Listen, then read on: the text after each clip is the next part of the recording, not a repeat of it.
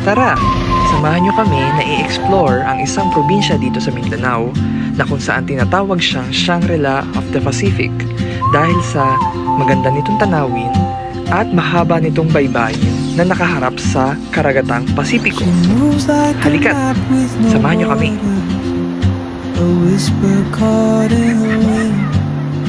I see her boots at the corner cafe. Alas 10 pa lamang ng gabi, bumiyahe na kami papunta ng NAIA Terminal 3 dahil lang flight namin ay alas 3 ng umaga. Kaya ito yung mga kaganapan. While I stay in my lane.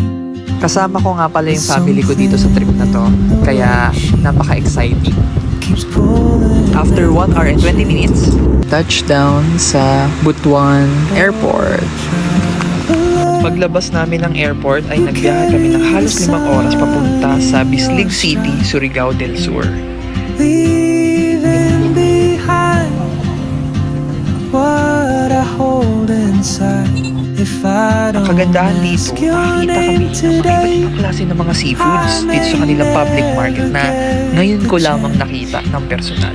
to walk beside. At ayun na nga, bumili kami para masubukan namin.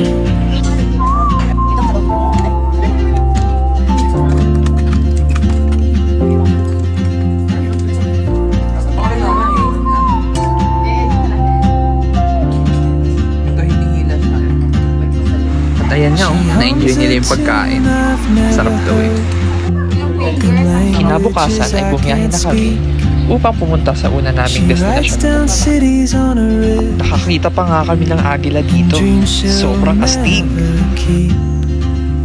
I sip my coffee, miss my cue. Still ain't good. Nandito na rin kami sa tinaguriang Little Niagara Falls of the Philippines, ang Tinoyan Falls. Siyempre, meron ka mga babayaran na entrance fee at environmental fee dito.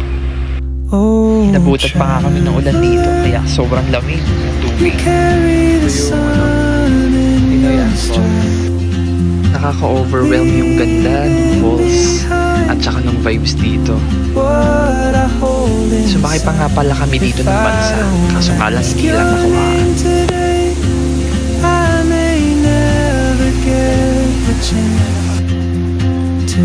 At napakain pa nga ng buko. Tumungo naman kami sa pangalawa naming destinasyon. Pero bago yun, ay nagtanghalian muna kami. Ito nga pala yung tinatawag nilang paypay. Napakasarap nito.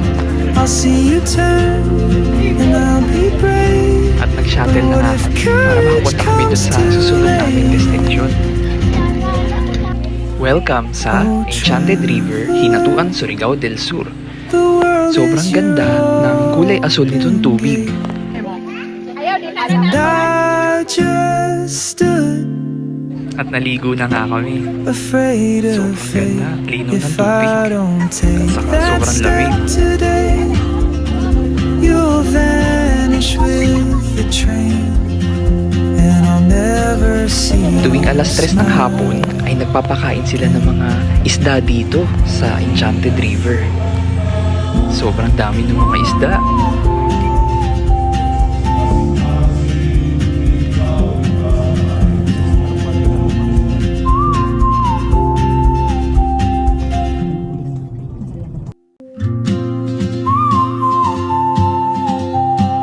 At nakarating na nga kami dito sa San Agustin, Surigao del Sur.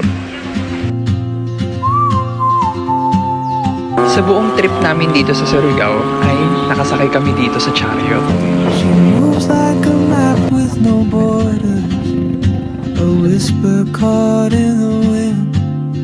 I see her boots at the corner cafe with a notebook and a grin. She's chasing skies I've never named. Yan, bumisita kami dito para mag-chill-chill lang at mag-sightseeing. Something in the way she moves keeps pulling at my chain.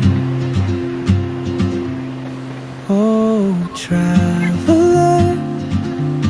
Ang sumunod naman na activity namin ay mag-island hopping. So ito, tumawid pa kami ng mahabang tulay para makapunta doon sa bangka na sasakyan namin. What I hold inside, if I don't ask ask your name today. Ito pala yung mga isla na pupuntahan namin. Get the chance to walk beside your wandering hand.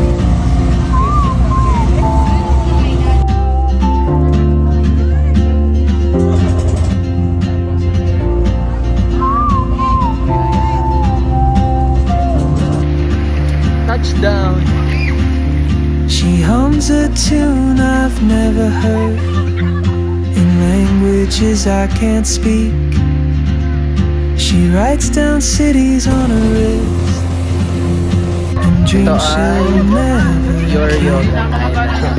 I sip my coffee, miss my cue, still anchored by my fear. But time rolls on like open roads, and soon she won't be here. Oh, traveler, you carry the sun in your stride, leaving behind what I hold inside. If I don't Dito naman sa ask Boston your Island, name nandito naman yung mga bilihan ng souvenirs at yung grotto. Nakakita pa nga ako dito ng mga kumakain ng sea urchins. Maybe next year in Madrid or on some quiet mountain ridge. The next day, pumunta naman kami sa susunod naming destinasyon. Ito ay ang Alameda Farm na matatagpuan dito sa San Agustin, Surigao del Sur.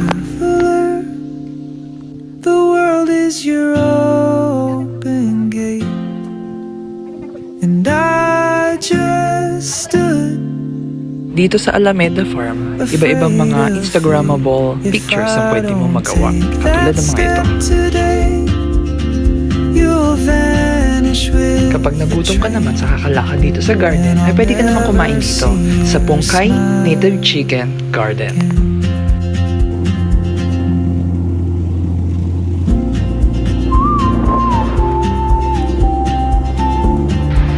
Ngayon nandito ngayon tayo sa sa seaside. Ayan.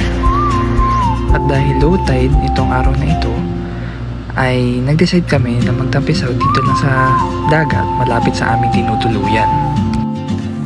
Kita nyo kahit malayo na sila, hanggang binti pa rin ang tubig.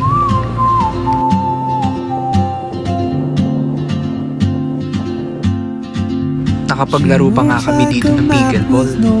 Nakapagbanding pa kami na aming family. Ito naman ang huli naming pinuntahan dito sa Surigao del Sur. Isa itong resort na kailangan mo munang dumaan dito sa tulay na ito bago ka makapunta doon sa mismong resort nila. Ito ay ang Arena Blanca Ocean View Resort. Dito ay nakapag-chillax pa ang mga person. Pagbanding ba ang pamilya. Maraming salamat sa pagsama sa aming travel. Paalam!